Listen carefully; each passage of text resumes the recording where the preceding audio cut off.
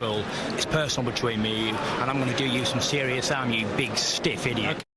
Natural progression, people forget he turned 23 the other day, like, no exaggeration. With the focus on the right areas, he 100% has the potential to become the pound-for-pound best boxer in the world. What makes you say that, in terms of just what you see? I just think, like, when you take into context how good he is currently and how much room for improvement there is, a lot of the time you can quickly see a ceiling on a fight's potential. With Devin, like, for him to be where he's at, how much room for improvement there is still, which is a positive. Crazy, ridiculous.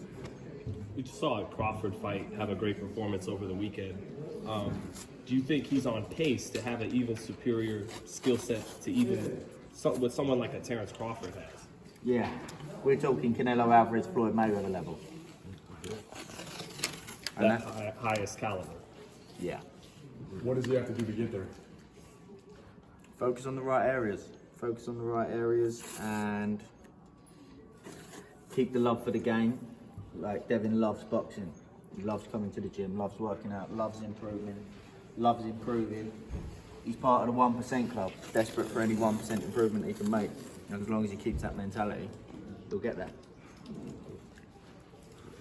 What kind of asset do you feel you've been to him so far at camp? You know, obviously Bill, still captain. That's a question right. for Devin. I can't answer that. I was going to ask him before. I will when he gets back. But. Ben, what ways do you feel Devin's improved since you started working with him?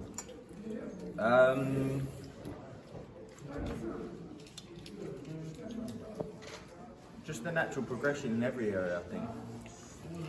Work with myself, work with the other coaches that he works with. Physically maturing, which just comes with age. I think he looks stronger,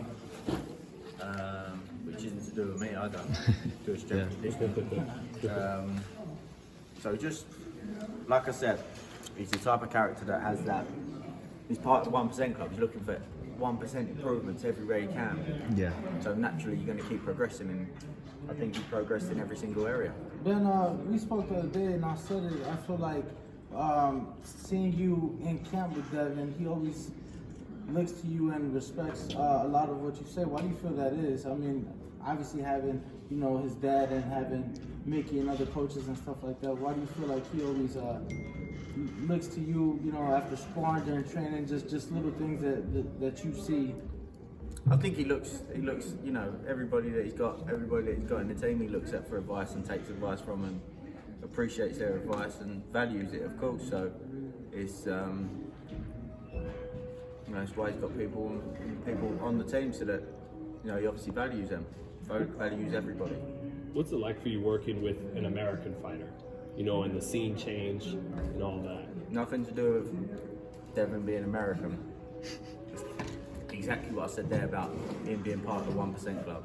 When you work with someone that is in love with the game and is desperate for those 1% improvements, you can't ask for anything more. It makes it a pleasure. Devin, we just got done asking here, and it seems like in the eyes of Ben, you could be part of that pound-for-pound #1.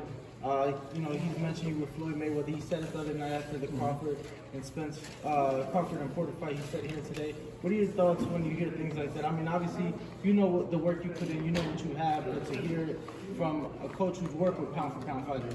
I mean, it's a great compliment, and I appreciate it. But at the end of the day, I got to go in there and I have to apply it. I got to still, work and work towards it. Of course, I want to prove him right, and he's an expert at the game. He knows what he's talking about, but I still got to go in there and apply it, and that's what I'm gonna do. Devin, how do you feel Ben has improved you since you started working with him as a fighter? In many different ways. But you just got to see December 4th. Honestly, it's gonna show improvement even from the Linares fight to this fight. I think even from before the Linares fight, I showed improvement from the Gamboa to Linares fight. So then you're going to see from the Linares to the Jojo Diaz fight, you're going to see just a lot of improvement. Devin, what did you learn from the Linares fight, when you go back and reflect on that experience? Being in the ring with Linares, I was running around so easy. It was much easier than I thought it would be. So I kind of fell asleep in there. I got a little lax, and that's what happens when you get lax in the fight game. You know, Linares hit me with a good shot and woke me up, and now, you know, I learned that you can be running up rounds easy, but it's still a fight. You got to fight to round 1 to round 12. Obviously, you never want to get caught with those shots, but the best